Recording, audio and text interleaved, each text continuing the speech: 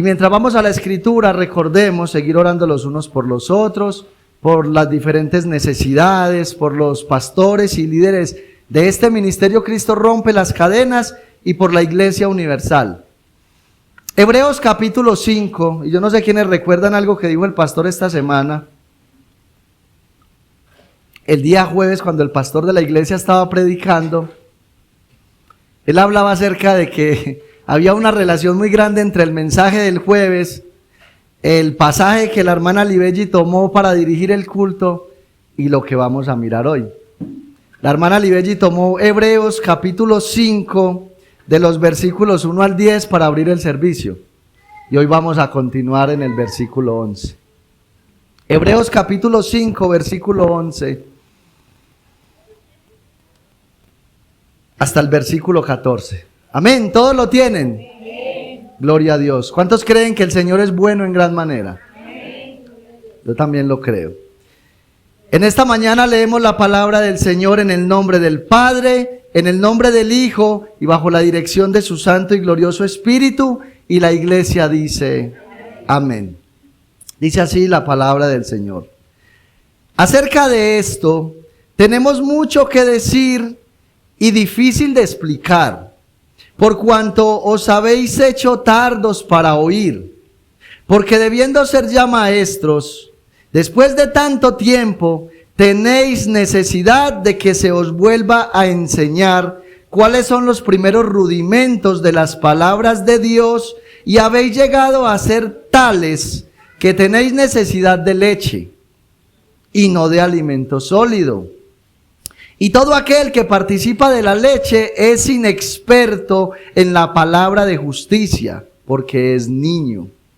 Pero el alimento sólido es para los que han alcanzado madurez, para los que por el uso tienen los sentidos ejercitados en el discernimiento del bien y del mal. Padre, una vez más venimos delante de ti. Qué bueno eres, Señor y Dios de la creación. Qué grande y precioso eres que nos permites una vez más congregarnos delante de ti.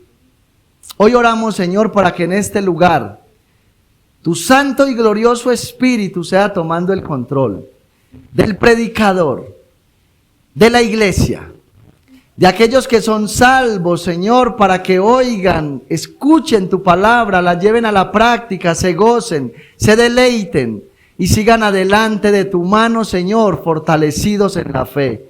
Aquellos que no son salvos en esta mañana, que han venido a este lugar, oramos para que tu Espíritu Santo, a través del mensaje, los convenza, les presente al Señor Jesucristo como la única opción para ir al cielo, como el único y glorioso Salvador, como el único mediador entre Dios y los hombres, para que traigas salvación y vida eterna a todos los oyentes, Señor. Glorifícate, Rey del cielo. Reprende toda obra del mal. Reprende toda obra del maligno, toda astucia del diablo, toda cizaña que haya sembrado, toda oración contraria. Señor, estamos en tus manos y rogamos que abras nuestro oído espiritual para discernir esta palabra, para entenderla y luego ponerla en práctica, Señor, para que sigamos floreciendo en nuestra vida cristiana y sigamos siendo ejemplo dentro y fuera de la iglesia. Para la gloria del Padre, en el nombre de Jesús lo pedimos. Amén y amén. Gloria al Señor. Pueden sentarse.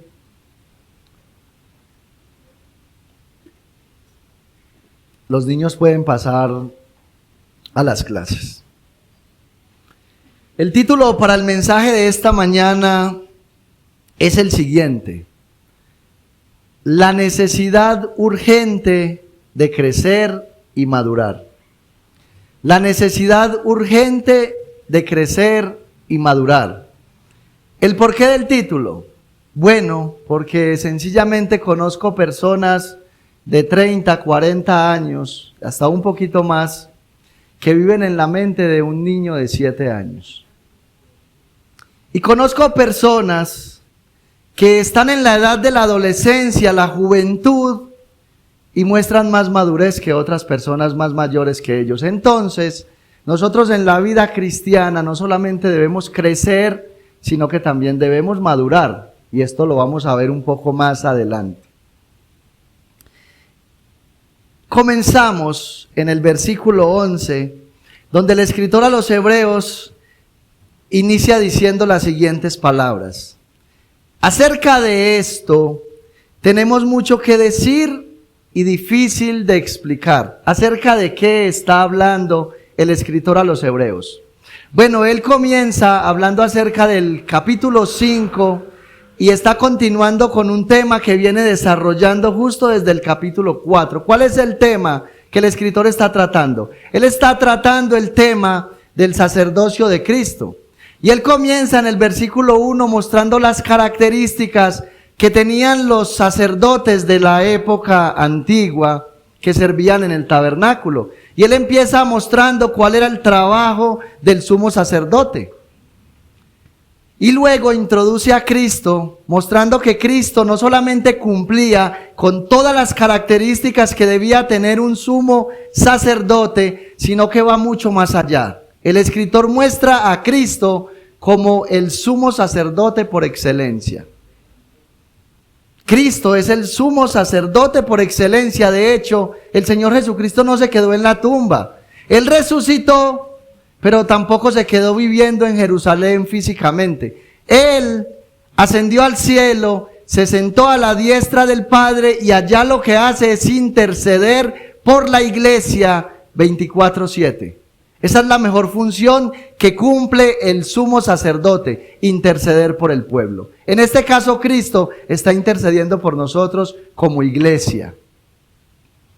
Y entonces el escritor empieza a desarrollar el tema de Cristo como el sumo sacerdote y hay un momento donde él tiene que parar. Hay un momento donde él no puede continuar este tema. Más adelante, en el capítulo 7, él comienza a desarrollar este tema. Entonces la pregunta es, ¿por qué él no pudo seguir enseñando este tema a sus oyentes? Bueno, vamos a poner un ejemplo, más o menos para mirar qué fue lo que pasó. Miremos un profesor de álgebra. ¿Cuántos aquí conocen acerca de álgebra? Levanten la mano. Bueno, ustedes de pronto se van. Yo no conozco nada, la verdad. Esto que les voy a decir, lo vi por allá y yo dije, bueno, no sé mucho de eso, no sé nada, mejor dicho, de eso. Pero bueno, los que saben algo de álgebra saben acerca de suma, resta, multiplicación y división de potencias. Y bueno, yo me imagino entonces un profesor de álgebra está preparando la clase para los alumnos y él empieza, bueno, les voy a enseñar a sumar, a restar, a dividir y a multiplicar potencias. Y él empieza por allá, 5 elevado a la 5 es igual al cuadrado. Y él está preparando la clase aquí para los receptores, para los estudiantes. Pero llega un momento donde él tiene que parar aquí en la mente, porque él recuerda que sus amados estudiantes no saben ni sumar, ni restar, ni dividir, ni multiplicar. Entonces no puede traer esa clase. Tiene que traer la clase, ¿para quiénes? Para niños de primero de primaria. Eso era lo que estaba pasando aquí.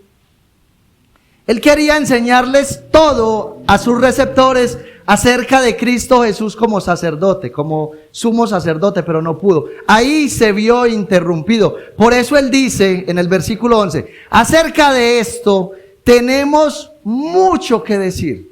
O sea, acerca del sacerdocio hay mucho, porque si usted va al Antiguo Testamento, usted se da cuenta que el sumo sacerdote tenía una vestidura especial. Cada pieza que forma la vestidura tiene algo que hablar acerca de Cristo Jesús como sumo sacerdote. Entonces yo me imagino el escritor a los Hebreos por allá imaginándose acerca de la mitra, acerca del gorro que usaban, las 12 piedras que representaban las 12 tribus de Israel, etcétera, etcétera.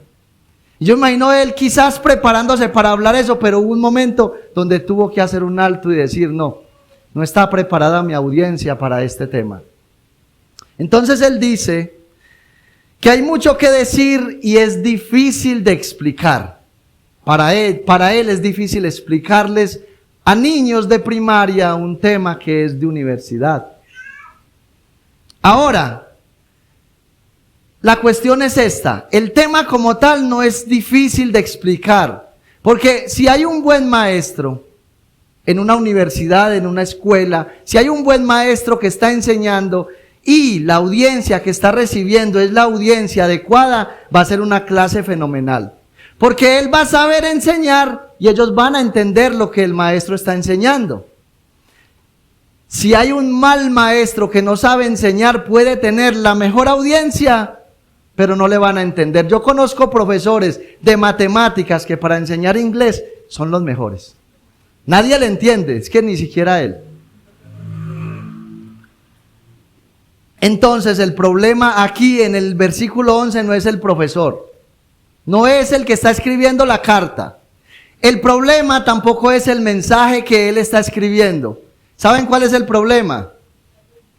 Los alumnos, la audiencia, la iglesia que estaba recibiendo esta carta. Ahí estaba el problema. Mis hermanos, el evangelio de Jesucristo, y voy a hablar al intelecto, no al corazón, al intelecto.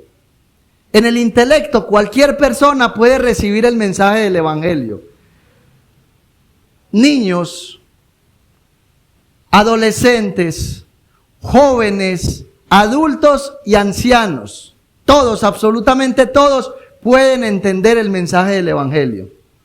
¿Qué se necesita para que ellos entiendan bien el mensaje? Un buen maestro. No se necesita más nada. Es más, hay lugares donde aún las personas que tienen dificultad mental se les enseña el evangelio. Y ellos lo entienden, a su manera ellos lo entienden. ¿Por qué? Porque hay maestros que les enseñan en medio de su discapacidad. Pero no es de todo mundo creer el mensaje. Ahí está el problema. Usted puede tener toda la Biblia en el cerebro y no creer nada de lo que dice ahí. Usted puede ser un maestro de teología y no ser salvo. Esa es la gran diferencia. Porque justo el problema que ellos tenían aquí era que ellos eran tardos para oír. Mira lo que dice el escritor. Acerca de esto tenemos mucho que decir y difícil de explicar. Y él le explica el por qué. Por cuanto os habéis hecho tardos para oír. En otra versión de la escritura se nos dice que por un oído le entra y por el otro le sale. O sea, lo que él está diciendo es, el problema por el cual ustedes, o más bien por el cual yo no les puedo seguir hablando acerca del sacerdocio de Jesús, es porque a ustedes por un oído les entra y por el otro les sale. Pregunta, ¿te sientes identificado con este tipo de audiencia? Si estás escuchando el mensaje, escucha, si estás escuchando el mensaje y lo estás llevando a la práctica, no te pasa esto. Pero si vives de forma contraria a lo que dice el mensaje de la Escritura, estás aquí en esta audiencia.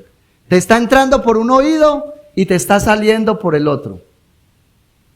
Ahora, ¿qué es lo que pasa? ¿Por qué muchas personas se hacen tardos para oír? Es decir, en otras palabras, ¿por qué el mensaje entra por un oído, sale por el otro y ellos no lo pueden retener? Porque no están reteniendo la palabra del Señor. Bueno, algunos vienen a la iglesia con una expectativa diferente a la que deberían venir. Yo le pregunto, ¿usted para qué viene a la iglesia? ¿Usted para qué vino hoy aquí?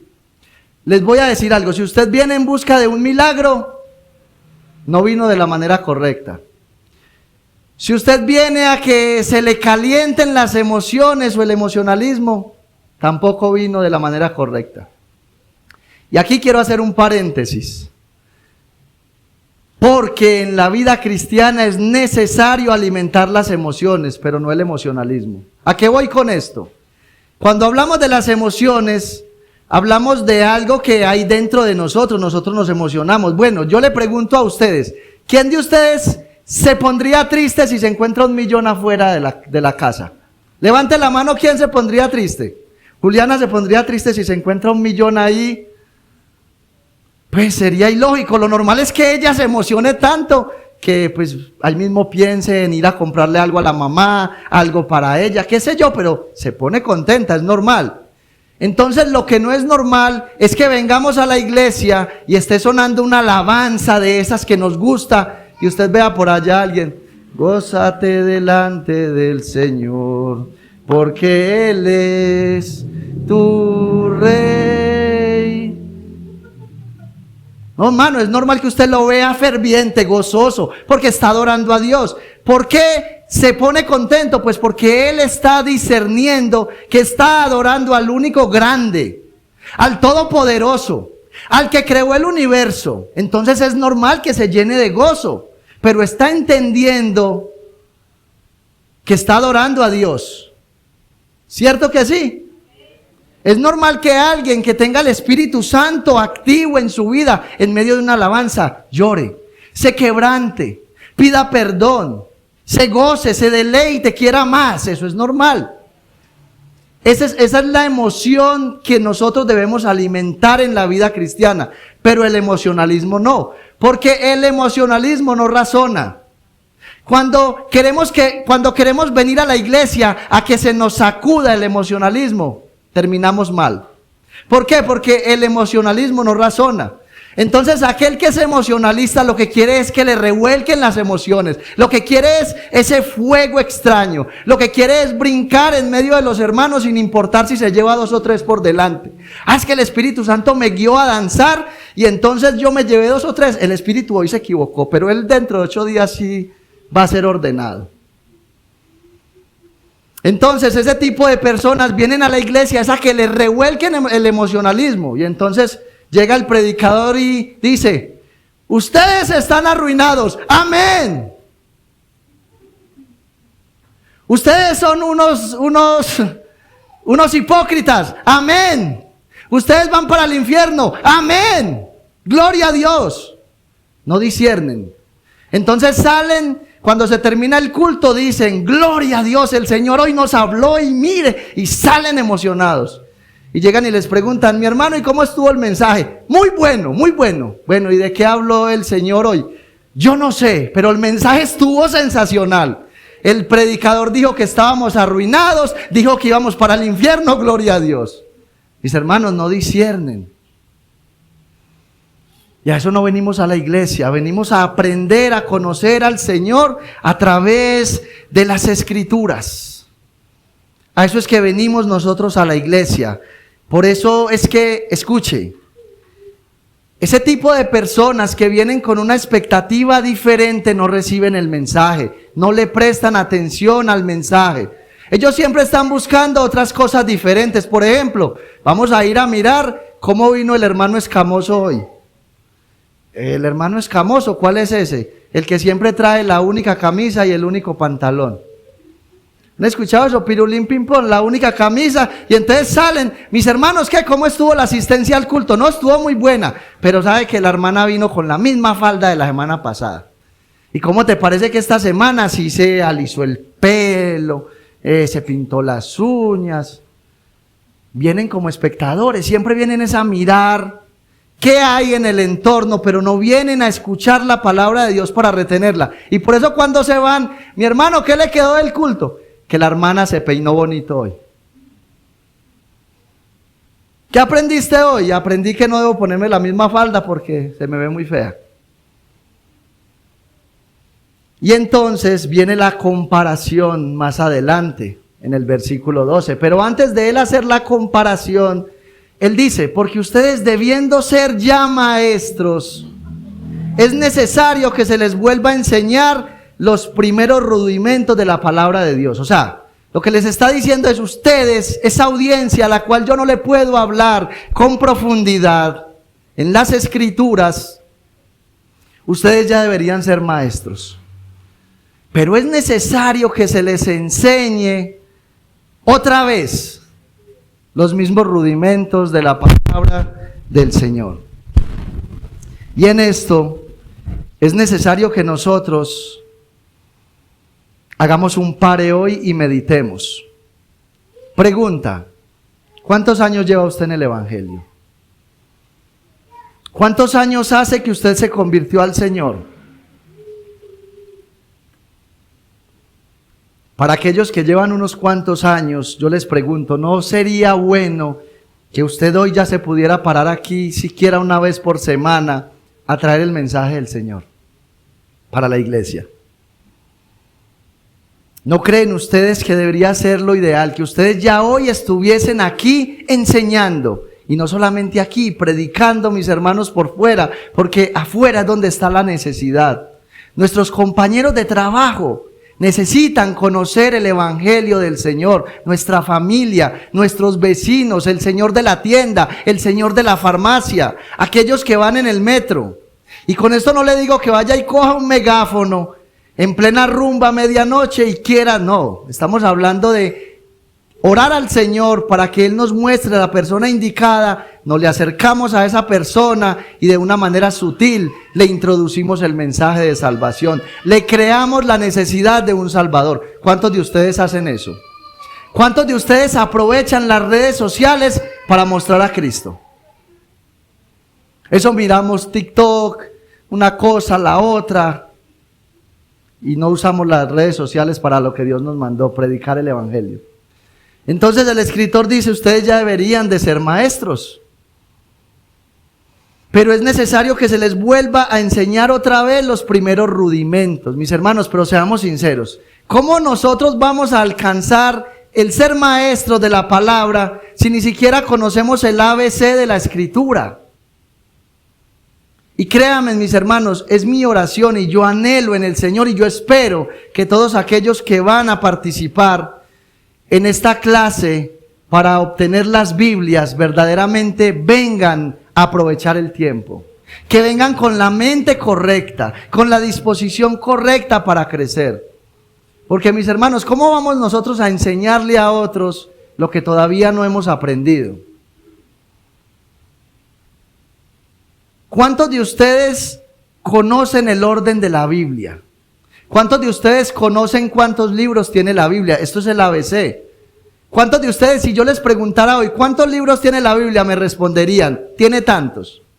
¿Cuántos de ustedes me podrían responder si yo les preguntara cuáles son las divisiones de la Biblia?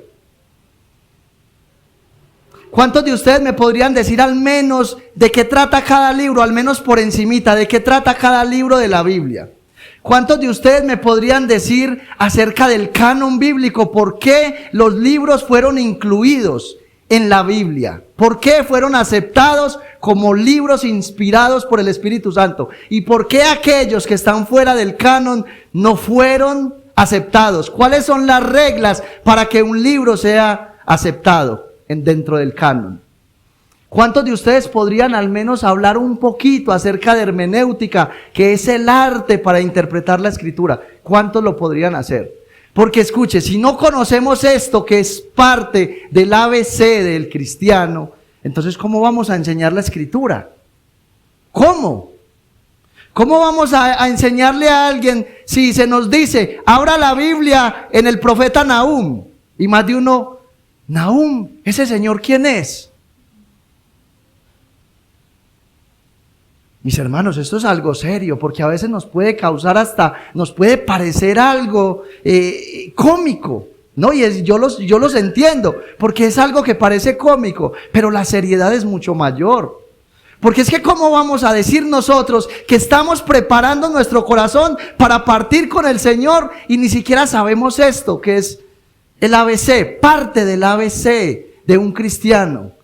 Y cualquiera podría decir, hermano, es que yo no soy capaz de retener. Yo soy muy malo, muy mala para retener.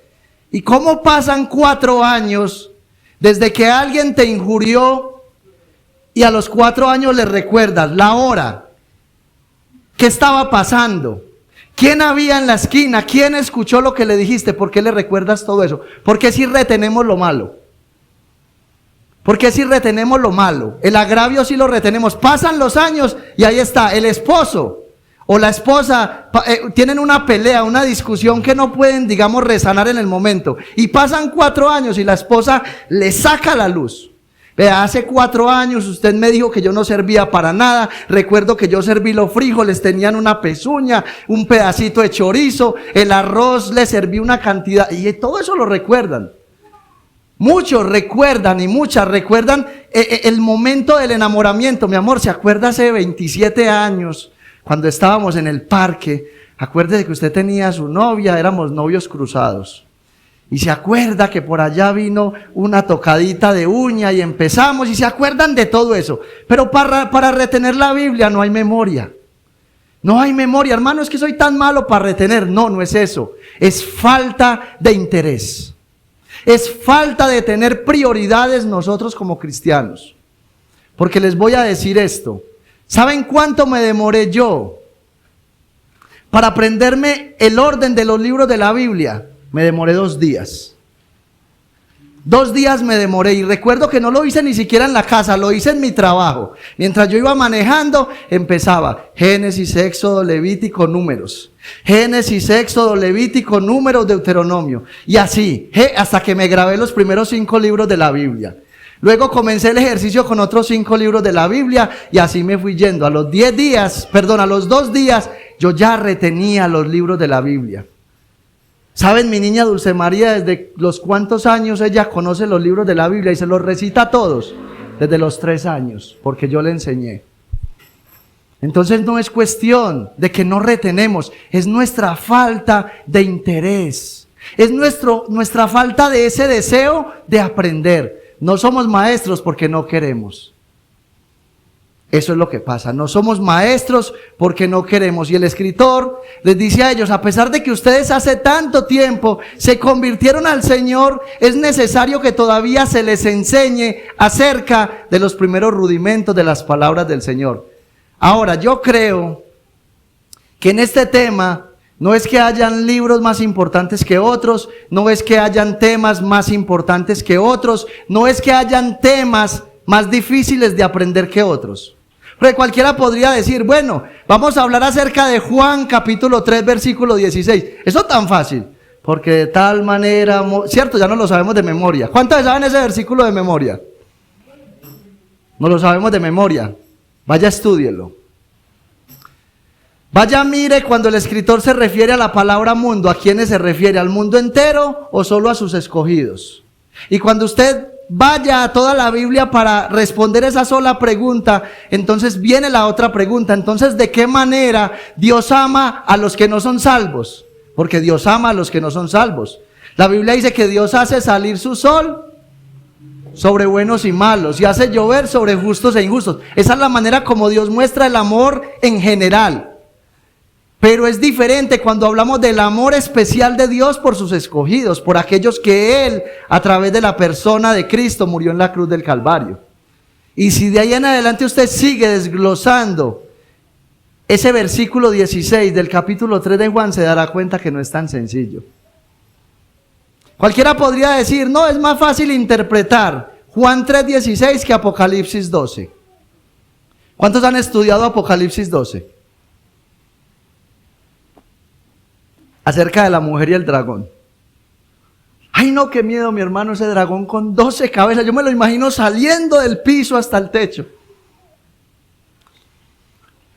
Es un tema complicado, pero hay que hacer el mismo proceso que cualquier tema de la Biblia. Hay que coger de principio a fin para poder interpretar. Es el mismo proceso para toda la Biblia. Lo que usted menos, o más bien, lo que usted más insignificante piense que es acerca del estudio, mis hermanos, es que recuerde, es la sabiduría de un Dios infinito revelada en 66 libros. ¿Cómo pretendemos que cualquier palabra de la Biblia es fácil de entender o fácil de interpretar si es un Dios infinito al que estamos estudiando? Es al Dios de una infinita sabiduría. El pastor de la iglesia ha predicado aquí varias veces acerca de ese pasaje que predicó hace poquito. Acerca del faraón y su ejército, el pueblo de Israel. ¿Cuántos sermones ha escuchado usted del mero pastor de esta iglesia? Yo he escuchado por lo menos 3. Todos 3 son diferentes. Y si él sigue buscando, va a encontrar más sermones solamente con esos versículos. Porque es que es un Dios infinito que habla de innumerables maneras a la iglesia.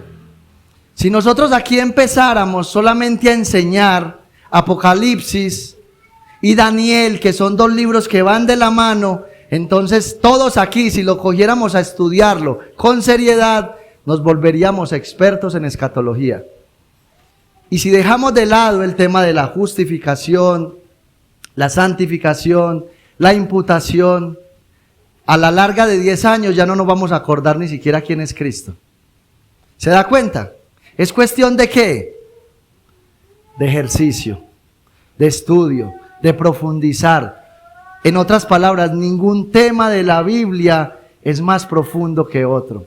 Simplemente es de acuerdo al hábito que se tome para ir a estudiar.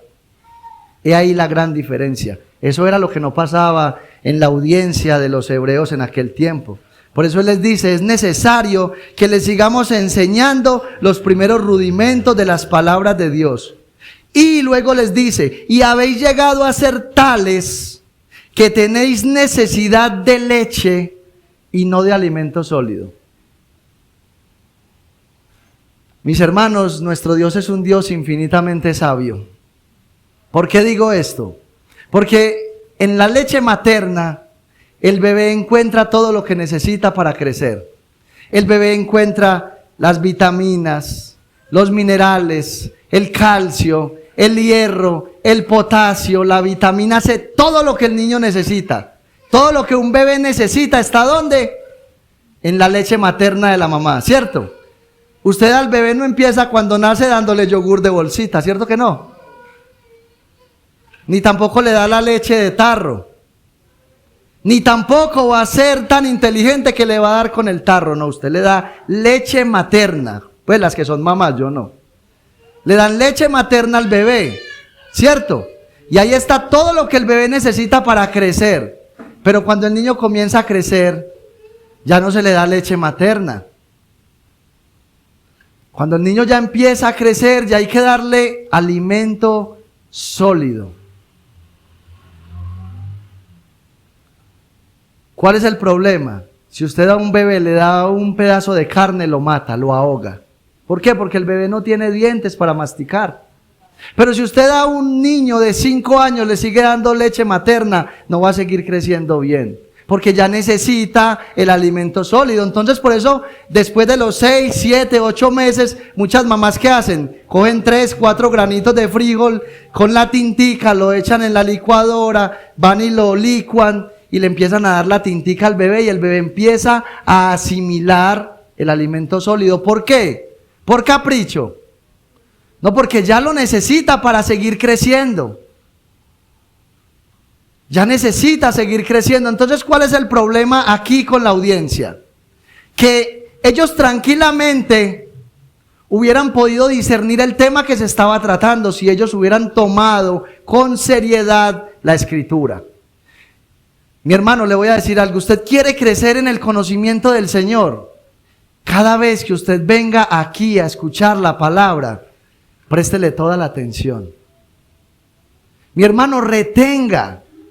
Si usted ve que verdaderamente no tiene muy buena memoria, no escriba todo el mensaje porque entonces no va a recibir bien lo que necesita. Pero aquellas partes que por lo menos a usted lo motiven, lo cautiven, escríbalas. Y luego, no se vaya a archivar el cuaderno.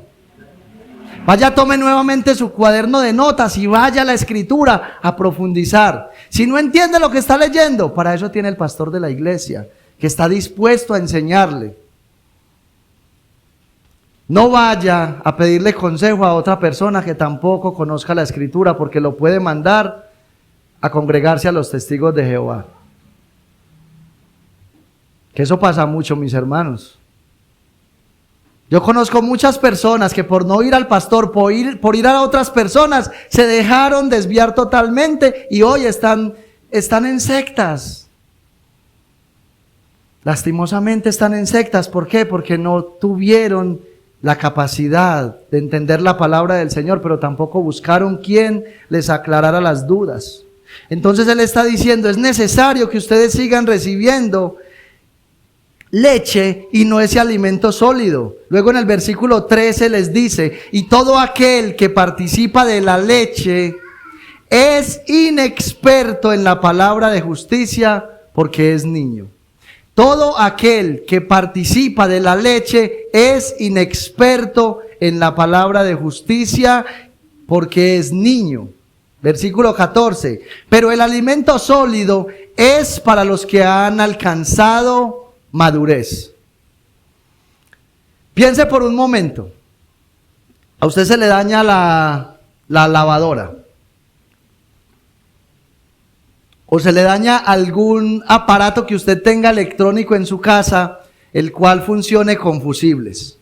Entonces sabemos que hay fusibles que vienen con 10 amperios, otros traen 20, otros traen 30. Y usted llega y llama a la oficina. Sí, señor, buenos días, se me dañó la lavadora. ¿Será que usted me puede enviar un técnico? Ah, sí, señor, claro que sí. Le voy a enviar a fulanito de tal. Ah, ok. ¿Cuánto tiempo de experiencia tiene aquel señor que usted me va a enviar? No, la verdad, él no tiene experiencia, pero él se conoce todo el manual de principio a fin. Se lo conoce al derecho y al revés. Ah, está bien. Y llega ese señor allá, como él conoce todo el montaje y todo este tipo de cosas muy inteligentemente, donde hay un conector que es de 10 amperios, él le mete al de 20. Y luego donde está el de 10, le mete el de 30. Entonces el uno queda sobrecargado y el otro queda deficiente. ¿Qué pasa ahí? Se quema la instalación. ¿Sabe por qué se quema la instalación? Porque es que él no tiene la experiencia. Él tiene mucho conocimiento acá, pero nunca ha tenido la experiencia de trabajar. Y aquel que no ha tenido la experiencia se equivoca fácilmente. Por eso es normal que cuando alguien va a hacer un tipo de trabajo como eso, va acompañado de alguien que ya pasó por ahí. Y entonces le dice, conéctelo acá, conéctelo acá. ¿Qué es lo que hace que esta persona adquiera experiencia? La práctica, porque ya lo ha hecho varias veces. Entonces, lo que el escritor está diciendo aquí es que hay muchas personas que se hacen inexpertas en el conocimiento de la Escritura. ¿Por qué? Porque siempre están escuchando lo mismo, pero no lo llevan a la práctica. Entonces, como siempre están escuchando lo mismo, pero no lo llevan a la práctica, entonces es necesario que siempre se les tenga que enseñar lo mismo. ¿Me creerán ustedes que hace algunos años se me acercó alguien que se congrega en una iglesia? Y empezamos a hablar acerca de la Escritura, y yo empecé a hablarle acerca del Señor Jesucristo, porque él me decía, yo quiero saber algo más acerca de Cristo. Y entonces lo llevé al Antiguo Testamento, le empecé a mostrar los sacrificios que se hacían, le empecé a mostrar lo que de Cristo decía en el Antiguo Testamento. Luego lo traje precisamente al libro de Hebreos y le mostré al Cristo del Antiguo Testamento en medio del sacrificio del altar y me dijo, ¡ah! O sea que Jesucristo es Dios. Y yo me quedé mirándolo y le dije, ¿es en serio que usted me está preguntando eso? Mi hermano, en serio, yo no sabía que Cristo es Dios. ¿Cuántos mensajes había escuchado este hombre? Donde se repetía y se repetía y se repetía la divinidad de Cristo, el Dios encarnado, y él no sabía que Cristo es Dios. Y la pregunta es, ¿a cuántos de ustedes todavía les puede pasar lo mismo? ¿Cuántos de ustedes hoy quizás no pueden compartir el evangelio con algunas personas porque todavía se les dificulta hablar de temas como la justificación? Cualquiera dirá, no, es que es muy difícil. No, mi hermano, no es difícil. Si usted empieza a estudiarlo con seriedad, con el deseo de aprender, lo puede lograr. Pero la pregunta es, ¿verdaderamente has tenido el interés hasta ahora de ir a estudiar la Biblia con esa seriedad? Por eso él dice que el alimento sólido es para los que han alcanzado la madurez. Escuche, un conocimiento pleno de la Escritura sin la práctica se hace infructuoso. Yo conozco muchos maestros de teología que se conocen la Biblia de Génesis a Apocalipsis, pero ¿sabe dónde los veo yo? Los veo en las redes sociales peleando los unos con los otros. El uno diciéndole al otro, usted es un hereje, usted es esto, usted es aquello. Y el otro le dice, no, el hereje es usted, porque en la iglesia donde yo estoy es la única. Porque el Dios que salva es el Dios que yo tengo y el suyo no. Se mantienen debatiendo acerca de la fe. Pregunta, ¿Cristo nos llamó a eso? ¿Cristo nos llamó a usar las redes sociales para menospreciar a otros? ¿Cristo nos llamó a usar las redes sociales para confundir a las personas que no conocen al Señor? Porque eso es lo que provocan este tipo de debates. ¿Sabe qué dice la gente? Si ellos que son cristianos, que estudian la Biblia, no se han puesto de acuerdo todavía, entonces la sabiduría que ellos tienen no es una sabiduría de Dios. Porque Pablo, muy claramente hablándole a los corintios, les dice: yo no me usé de sabiduría para llegarles a usted. Yo no me propuse saber otra cosa sino a Cristo y a este crucificado. O sea, lo que Pablo les está diciendo es: yo no pretendí, cuando fui a ustedes a Corinto, ir a sorprenderlos con la sabiduría que yo tengo. No, yo preferí más bien ir y presentarles a Cristo. ¿Cómo? Muriendo en debilidad por ustedes, clavado en una cruz, humillado, flagelado, con una corona de espinas, recibiendo la ira del Padre en su naturaleza humana. Despreciado por los hombres, eso fue lo que yo me propuse, ir y presentarles el evangelio sencillo, que para muchos es locura, que muchos no pueden entender, pero que todos aquellos que en él creen tienen salvación y vida eterna. Entonces, ¿se puede entender el mensaje de salvación o no se puede entender? ¿Se puede enseñar a otros acerca del mensaje? Sí se puede, pero necesitamos prestar interés. Necesitamos prestar atención cada vez que se nos predica la palabra. Necesitamos ir a la Escritura con el firme propósito de conocer a Dios para vivir a Dios. Por eso luego él sigue diciendo que el alimento sólido es para los que han alcanzado madurez, para los que por el uso tienen los sentidos ejercitados en el discernimiento del bien y del mal. Para los que por el uso tienen los sentidos ejercitados. ¿Qué pasa con una persona cuando empieza a practicar el fisiculturismo? Yo he visto esos flaquitos raquíticos que se meten a los gimnasios. Y al principio uno los ve para levantar 5 kilos y listo. Y empiezan. Y a los 20 días ya están levantando 10. A los 3, 4 meses ya levantan 30 kilos. A los 2 años ya levantan 60, 70. Pero no son los mismos raquíticos, ya usted los ve bien parados. Y la pregunta es, ¿por qué? Porque se fueron allá a mirar al otro cómo se ejercitaba. Porque fueron a mirar a esos fisiculturistas no, ellos empezaron a ejercitar su cuerpo. Ellos empezaron a lidiar con el peso. Ellos empezaron a tomárselo en serio. Y cuando menos pensaron, ya eran hombres con un físico como ustedes ven por ahí. No llegaron a hacer pereza al gimnasio. No llegaron simplemente a mirar qué hacían los otros. Ellos se metieron en la película. Cuando usted y yo vamos a la Biblia, nos tenemos que meter ahí en la película. Por eso les decía que yo me imaginaba al escritor preparando lo que les iba a escribir a ellos. Y yo me lo imagino por allá, el escritor a los hebreos. Yo me imagino que era un hombre que ponía a volar la mente. Yo me imagino que él en su mente tenía a Cristo como el sumo sacerdote, con sus vestiduras de sumo sacerdote. Y me imagino que él meditaba en cada pieza. Ay, esta mitra en el Antiguo Testamento se menciona en Éxodo, Las 12 piedras se mencionan, representan la nación de Israel. Y yo me lo imagino a él así. Yo no me lo imagino a él navegando en el océano de la Escritura por encimita. Él se puso su buen traje, como buen buzo, sus gafas, su tanque de oxígeno, y allá se metió. Eso es lo que hay que hacer cuando vamos a la Escritura. Hay que sumergirnos en el océano infinito del conocimiento de Dios. ¿Sabe para qué? Para que vivamos una vida cristiana profunda y tengamos una relación profunda y devocional con el Dios de la Biblia. Para que nuestra vida pueda cambiar.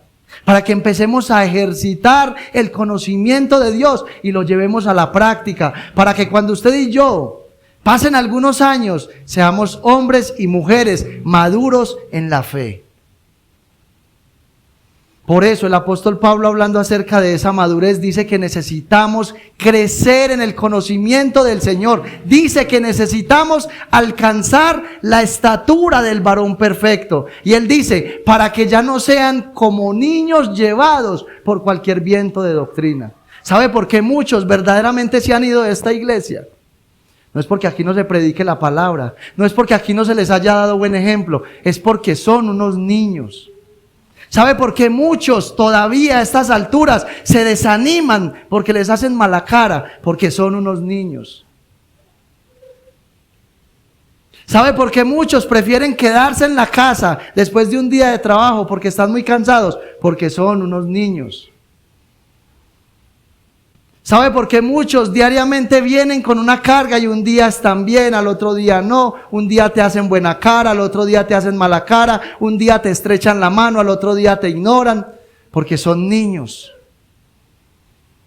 ¿Sabe por qué muchos comienzan a estudiar la Escritura y a los 8 días la dejan de estudiar? Porque son niños.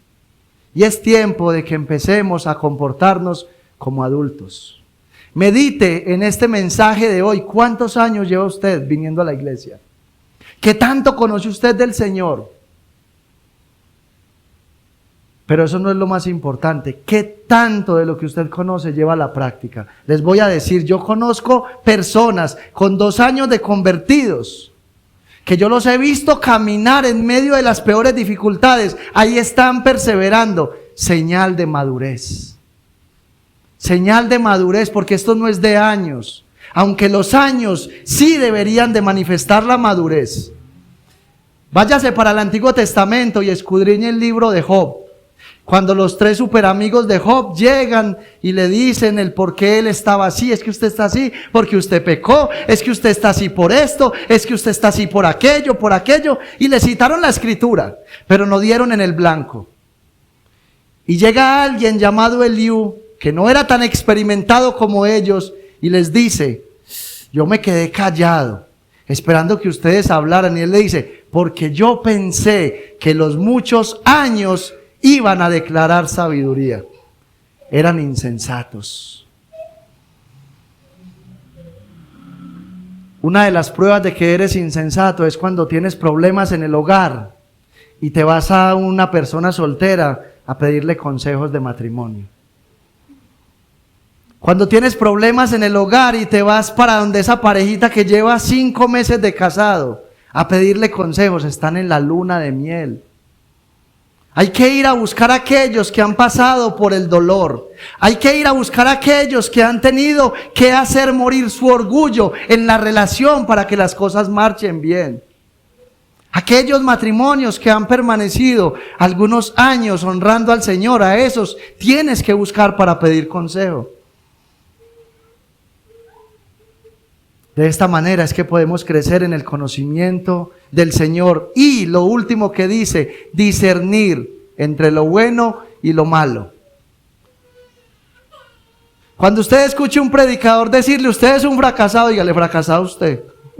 No le diga amén.